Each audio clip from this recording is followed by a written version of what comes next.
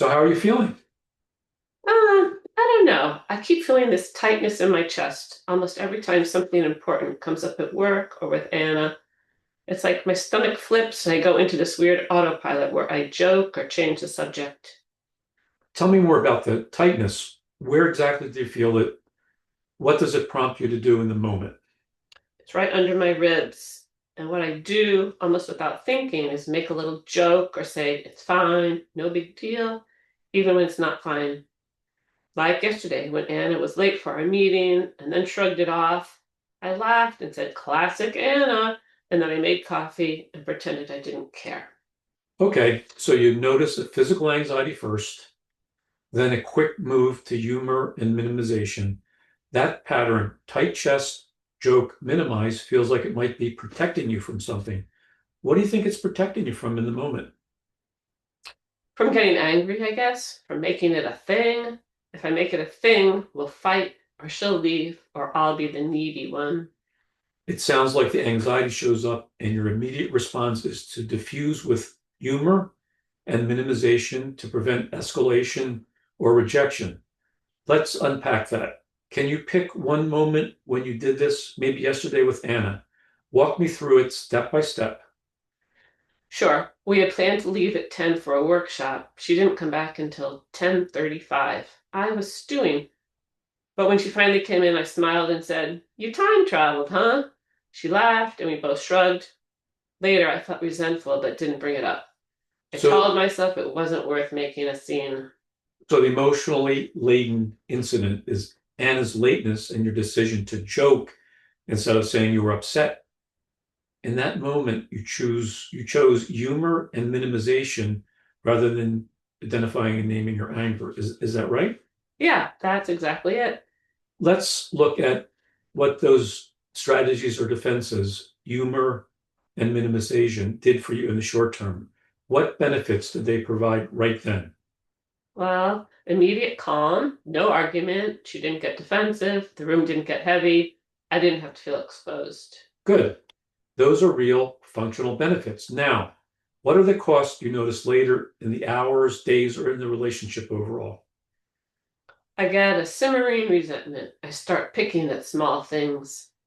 I get distant, and I don't think she really knows how I feel, which makes me feel alone. Sometimes I snap at her about something small a week later. So the defense gives you quick safety, no immediate conflict, but it leaves you with unresolved anger and distance that show up later, sometimes as bigger conflict. If we map that as a cost benefit, short term relief and safety versus long term buildup of resentment and disconnection, does that feel accurate? Yeah, it's like burying a stone. It just keeps rolling downhill. That's a useful image. I want to understand what using those defenses feels like inside. You said expose before. Can you remember a time earlier in your life when you float back, when you said you felt that same risk or feeling of being punished? Well, my dad was like that. If I cried or said I needed something, he'd say, stop being dramatic, or he'd walk out of the room. If I showed I was upset, the whole house got tense. So I learned to laugh it off. Even if I was hurt, I made a joke or pretended it wasn't a problem because it was safer. Mhm. So there's a memory where showing vulnerability led to dismissal or emotional withdrawal from your dad. That sounds important. When you joke now and minimize, part of that strategy might be keeping you from being dismissed or from triggering the same outcome your younger self experienced. I hadn't thought about it like that, but yeah, if I told dad I was angry, it would get worse. Better to make light of it. Right. So the current defenses are doing two things, protecting you from immediate rejection or a painful reaction and repeating a learned pattern that once kept you safe. The deeper pattern seems to be desire for connection plus fear that showing need leads to abandonment or dismissal. Does that formulation resonate? Yes, I want closeness, but I'm terrified that asking for it will push people away. That fear helps explain why humor and minimization work for you. They let you be close enough without risking over vulnerability. But we've also seen the cost. Closeness is undermined because your anger and needs stay unspoken. If the core conflict is want closeness versus fear of rejection when vulnerable, then these defenses are a workaround that preserves safety now and reduces authentic connection later. Yeah, that's exactly what happens. I want her to know me, but I keep holding back. Let's do a cost benefit analysis with that in mind. Immediate benefit, feeling safe, preventing a blow up, avoiding the risk of being rejected. Long-term cost, emotional distance, miscommunication, and a growing resentment that can produce bigger conflicts and ruptures later. Given that what would be an alternative response that risks the short-term discomfort but might reduce the long-term cost. Well, maybe say something like, I feel upset when you're late. I'd like us to figure out how to handle that better.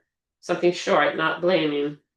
That's a clear, manageable approach. Naming your feeling and a wish for outcome. It preserves the connection by focusing on the impact and a request, not an accusation. How anxious does that make you feel on a scale of 0 to 10 right now as you talk about it? Right now, maybe a 7. My chest tightened just imagining it. Okay, so that's pretty high, but it's bearable. That anxiety is the same alarm that previously triggered humor. It's uncomfortable, but notice it's tolerable enough that you can name the feeling. Given what you shared about your dad, that anxiety makes sense. Your body is mobilizing to protect you based on an old experience. We can treat it as information. It's awake because something important is on the line. Would you be willing to try a small experiment between now and the next session? Something low risk where you practice a tiny honest statement. Possibly like a rehearsal. Exactly. Maybe rehearse the line you said, I felt upset when you were late. Can we talk about how to avoid that? First out loud to yourself, then try it the next time a small lateness happens. The goal is not to fix everything at once, but to gather data. Does naming your feeling lead to rejection or to conversation? We'll review what happens. Importantly, what emotions come up for you when you try. I can try that. It feels scary, but also a little freeing to think I might not get abandoned for saying it. That's a key observation. Freedom mixed with fear. We'll track both. When you do try it, notice the tightness, where you hold it in your body, and what your immediate impulse is, joke or withdrawal, and then intentionally try the short statement. We'll use it to test the belief that vulnerability equals rejection. Okay, I can do that. I'm nervous, but I want to stop letting resentments build. That's great. That's brave and a clear goal. We'll take small steps and keep examining how these strategies served you and how they might be changed when the costs outweigh the benefits. Thanks for bringing an example. Very useful. We'll check in next week and see how you're doing.